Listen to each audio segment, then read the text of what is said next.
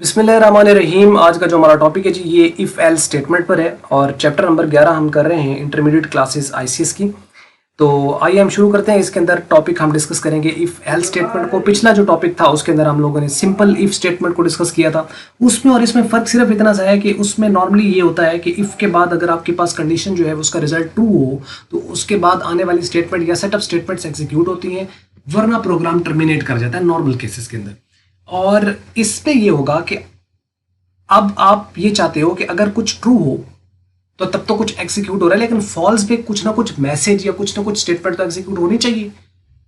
इसका मतलब ये है कि हमें कहीं ना कहीं ऐसे, बल्कि ज्यादातर प्रोग्राम ऐसे होंगे जहां पे हमें इफ एल स्टेटमेंट की जरूरत पड़ेगी कि इफ के केस में भी कुछ कंडीशंस एग्जीक्यूट हो रही हैं। हाँ, अगर ट्रू होता है तो इफ के केस वाली एग्जीक्यूट होगी, अगर फॉल्स हो गई तो इफ वाली एग्जीक्यूट नहीं हो रही, तो एल्स के बाद आने वाली जो स्टेटमेंट है वो एग्जीक्यूट होने चाहिए। ये जो इफ और एल्स ये दोनों हैं, इफ हो गया या एल्स हो गया, ये दोनों के दोनों कीवर्ड्स हैं। और आपको पता है कि कीवर्ड्स होते हैं वो स्मॉल लेटर्स में लिखे जाते हैं, तो इनको आपने जहां पे भी प्रोग्राम में लिखना है तो आपने स्मॉल कैप्स में लिखना है, एल्स अदरवाइज ये एरर आएगा।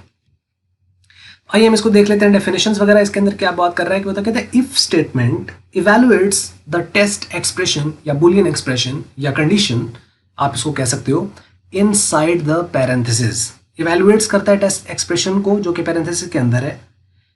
और फिर if the test expression evaluated true, अगर वो ट्रू उसका रिजल्ट आता है तो फिर क्या करेगा, statements inside the body of if statement are executed, then right after in the body of the if statement the statements are executed। यानी if के बाद जो उसकी जो statements होंगी उसको वो execute कर देता है। If the test expression is evaluated false, the statement inside the body of the if are not executed, but the statement after else statement will be executed।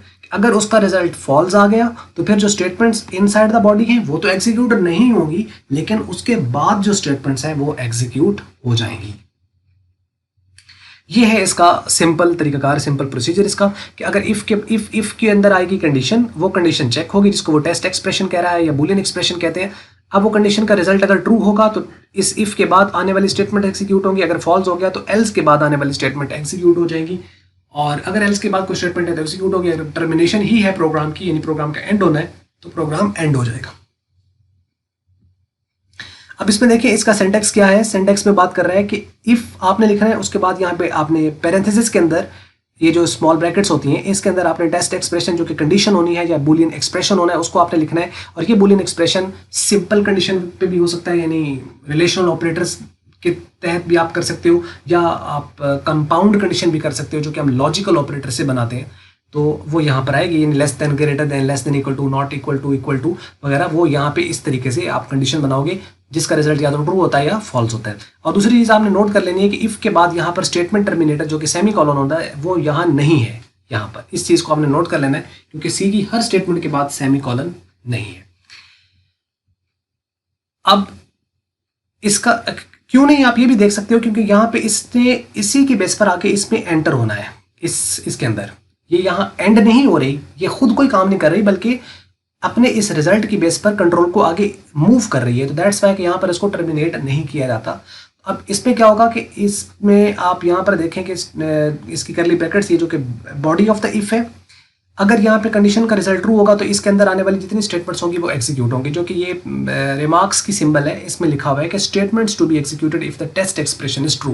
यानी अगर इसका टेस्ट एक्सप्रेशन ट्रू आ जाता है तो यहाँ पर आने वाली स्टेटमेंट एग्जीक्यूट हो जाएंगी, अदरवाइज वो एल्स पे चला जाएगा। यानी यहाँ इफ के अंदर कंडीशन, इसका रिजल्ट ट्रू तो फिर ये वाली एग्जीक्यूट होगी, अगर फॉल्स हो गया इसका रिजल्ट तो फिर वो इस वाले को छोड़ देगा और वो इसके बाद एल्स के फौरन बाद जो स्टेटमेंट्स हैं, ये जो वाली बॉडी है ये एग्जीक्यूट होगी। Statements to be executed if the test expression is false, अगर फॉल्स है तो फिर ये वाली एग्जीक्यूट करेगा, एल्स के बाद वाली बॉडी एग्जीक्यूट होगी।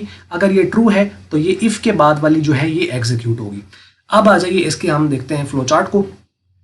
तो फ्लो चार्ट में अगर हम देखें तो यहाँ पर आप देखें कंट्रोल इस तरह मूव करेगा और मूव करने के बाद यहाँ पर उसको टेस्ट एक्सप्रेशन जो है इसको वो देख रहा है, यहाँ पे ये वो इफ की कंडीशन है। अब इसका रिजल्ट या तो ट्रू होगा या फॉल्स होगा। अब ट्रू है तो बॉडी ऑफ इफ जो है ये वाली स्टेटमेंट्स ये एग्जीक्यूट हो जाएगी। ये जो डायमंड सिंबल है ये कंडीशन के लिए हम यूज़ करते हैं, और ये जो बिल्कुल एक रेक्टेंगल की तरह होती है ये हम इनपुट आउटपुट के लिए स्टेटमेंट्स के हम यूज़ करते हैं जहाँ पे कोई हम स्टेटमेंट लिखना चाह रहे होते हैं। उसके लिए इसको इस्तेमाल किया जाता है, यानी कहाँ आउटपुट वगैरह ये स्टेटमेंट्स के लिए हम इसको रेक्टेंगल को यूज़ करते हैं। और उसके बाद फॉल्स अगर हो जाती है तो फॉल्स के केस में बॉडी ऑफ एल्स, यानी जो एल्स की बॉडी है वो एग्जीक्यूट होगी। और दोनों केस में इफ की एग्जीक्यूट होगी तो उसके बाद एल्स को एग्जीक्यूट वो नहीं करेगा, वो एग्जिट कर जाएगा, टर्मिनेट कर जाएगा। इफ के यानी ट्रू के केस में भी एग्जीक्यूशन के बाद एल्स पे वो नहीं जाएगा, एंड हो जाएगा। और इसमें अगर वो ट्रू नहीं हुई, फॉल्स हुई है, तो फिर वो एल्स की बॉडी को एग्जीक्यूट करके टर्मिनेट हो जाएगा। इन एनी केस प्रोग्राम ने एंड तो होना ही है, लेकिन एक बात का याद रखना है आपने कि अगर ट्रू हो गया तो एल्स वाली एग्जीक्यूट नहीं होगी, सिर्फ इफ वाली एग्जीक्यूट होने के बाद कंट्रोल जंप कर जाता है टर्मिनेशन के ऊपर। ये बात आपने यहाँ पर इस चीज़ को देख लेना है। ये है इसका फ्लो चार्ट। और जब भी आप प्रोग्राम इस किस्म का क्वेश्चन आता है तो ऑब्वियसली फ्लो चार्ट आपको साथ बनाना होता है। तो बस ये थी वीडियो शॉर्ट सी, और उम्मीद करते हैं आपको ये समय लगी होगी। इस हवाले से कोई क्वेश्चन है तो आप कमेंट्स में आप हमारे साथ शेयर कर सकते हैं। बस ये थी वीडियो। अगर आपको मल्टीपीडिया की वीडियो अच्छी लगी तो उसको आप लाइक कर लें, शेयर कर लें दूसरों के साथ। अगर आपको अच्छी नहीं लगी तो उसको आप कर दें डिसलाइक। और वीडियो देखने का शुक्रिया।